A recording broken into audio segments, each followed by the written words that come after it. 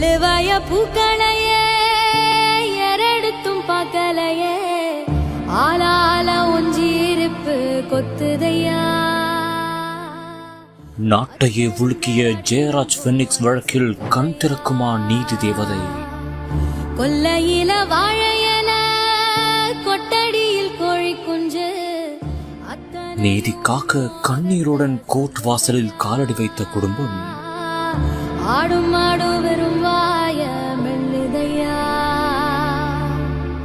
காத்தோட உபாசம் காடெல்லாம் உபாசம் ஊத்தாட்டம் உனரப்பே உருதையா. 5 ஆண்டுகளாக நடக்கும் வழக்கில் வரப்போகும் இறுதி தீர்ப்பு